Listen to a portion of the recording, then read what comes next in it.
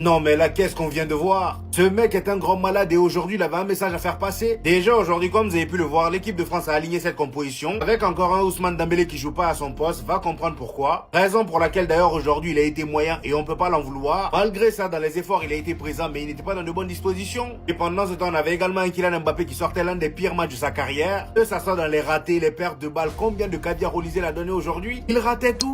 Aujourd'hui, on a clairement vu qu'en attaque, c'était le maillon faible. Cependant, Désiré Doué était le joueur le plus rémuant du match. C'est lui qui prenait le ballon et faisait des percées. Et en plus de ça, je l'ai trouvé très intéressant dans son association avec Théo Hernandez. Ça dédoublait, ça faisait des passes en profondeur. Vraiment, c'était pas mal. Avant de parler de Michael Olysée, défensivement, j'ai trouvé aussi que l'équipe de France a fait son match. Même si oui, encore une fois, malheureusement, ils encaissent un but. Ça fait le 5e match d'affilée. Comme il est dit là-haut, la France a encaissé au moins un but lors de ses 5 derniers matchs. Sa pire série depuis 2022. Depuis 2022, sans oublier qu'ils se sont fait taper par la Côte d'Ivoire lors du précédent match. Heureusement qu'aujourd'hui, l'équipe de France avait cet homme-là, les amis, Michael Olysée, le joueur le plus dangereux de l'équipe de France dans n'importe quelle position. Le gars aujourd'hui, il a claqué un triplé dans le plus grand des calmes, sans célébrer tant que ça. Premier but, après un magnifique travail de Désiré Doué. Son deuxième but vient d'un magnifique pétard en deuxième mi-temps vers la 48e minute. Mention spéciale à Malo Gusto qui, sur cette action, fait un magnifique travail sur le côté droit. Il laisse passer le ballon derrière lui pour ensuite créer l'occasion du but. Et le troisième but de Michael Olysée, vous le connaissez, vous savez comment il a marqué. Le gardien le savait, mais c'est quand même rentré. Devant la surface, côté droit, il a enroulé avec son pied gauche, c'est rentré. Je vous présente la régène d'Ariane Robben.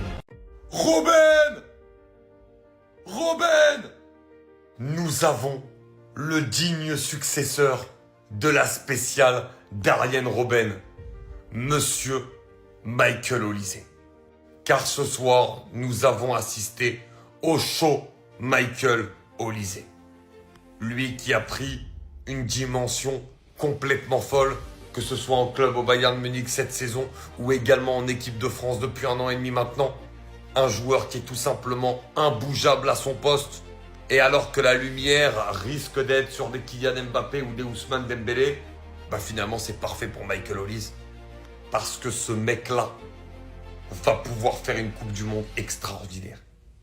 Parce que c'est le mec qui est capable de te décanter des situations quand tu es en difficulté, quand tu joues des blocs bas. Et on sait qu'avec l'animation aujourd'hui offensive dont dispose l'équipe de France, énormément d'équipes, même des grosses sélections, attendront l'équipe de France avec des blocs bas. Et il faudra trouver des solutions. Et Michael Olysée, des solutions, il t'en apporte. Que ce soit par l'intelligence de jeu, parce qu'il a un QI football au-dessus de la moyenne, que ce soit par ses déplacements, par sa vitesse de dribble, sa vitesse d'exécution, par sa passe. À un moment donné, il envoie une galette à Mbappé. Je pense que vous voyez de quelle passe je parle. Et également par sa spéciale. Le digne descendant d'Ariane Robben, mesdames et messieurs. Celui qui est capable, sur 1 ou 2 crochets, de se mettre dans sa position pied gauche, d'aller frapper. Tout le monde la connaît, mais personne ne peut l'arrêter. À l'instar d'Ariane Robben. Le show Michael Olysée est le successeur d'Ariane Robben. Incroyable. Donc là, dans quelques jours, il y a la Coupe du Monde. Lui, ça y est, il est prêt. Ça y est, il est prêt. Il veut envoyer, il veut montrer que, ok, on est sorti en demi-finale de la Ligue des Champions. Vous m'avez dit le Ballon d'Or, c'est KO. Je vais vous montrer que le Ballon d'Or, c'est pas KO.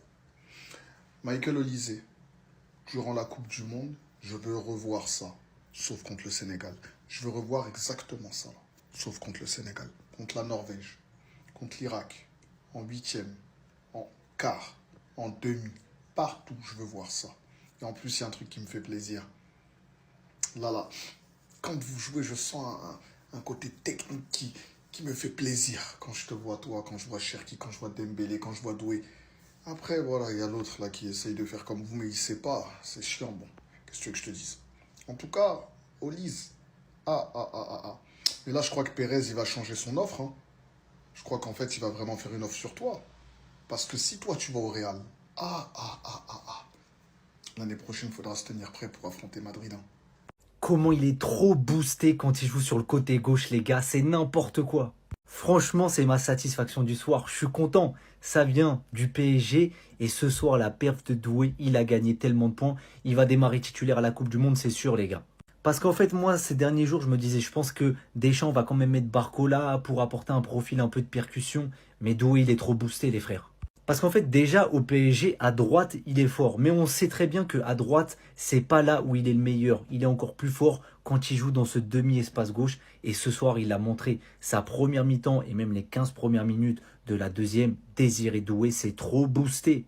Il a fait un nombre de différences sur son côté incroyable. Les replis défensifs, il est archi précieux. Il est à l'origine du premier but. Il fait une superbe remise pied gauche à Dembélé qui frappe. Ça revient sur Olysée. Ça fait but. Et franchement, les gars, lui aussi, il aura son mot à dire dans cette Coupe du Monde. Et je suis persuadé qu'il peut faire quelque chose de très grand. Vous voyez Kylian en 2018, bah moi je pense que Doué, il peut faire la même chose durant cette Coupe du Monde. J'en suis persuadé. Il a de la personnalité, il a du talent, il joue pour l'équipe, il se la donne. J'aime trop. Ça vient du PSG, j'aime trop. Le favori au Ballon d'Or ne sera ni Dembélé ni Mbappé, mais Olysée. Parce que au-delà du fait que Dembélé et Mbappé ont fait des matchs de charpentier, Olysée il s'est démarqué dans la capacité à faire la différence sans forcer le jeu. C'est-à-dire qu'il l'a mis triplé, mais il n'a pas fait le match d'un mec qui voulait mettre un triplé. Quand il y avait des passes à faire, il les faisait. Quand il y avait des dribbles à tenter, il les faisait. Il a rechigné sur aucun effort. Et là, cette saison, il a 27 buts, 27 passes décisives. Si Mbappé ne fait pas attention, il y a un mec qui s'appelle Michael qui va venir prendre sa tête en équipe de France et devenir le leader de l'équipe de France. Qui le crut? Parce que là, le match de Mbappé, les gars, au-delà du fait qu'il fait toujours pas plus d'efforts que ça, il commence à rater devant les buts. Moi, personnellement, je peux pas descendre du train. Mbappé, c'est le boss de l'équipe de France. Il nous a trop fait rêver. Mais il y a des matchs, il faut faire attention. Olysée, aujourd'hui, il était toujours au bon moment, au bon endroit. Et à la fin, il nous a gratifié d'un but, tout simplement, de son style. Voilà un individu qui joue au Bayern de Munich, sur le côté Arjen Robben, qui a voulu lui rendre hommage aujourd'hui, tout simplement.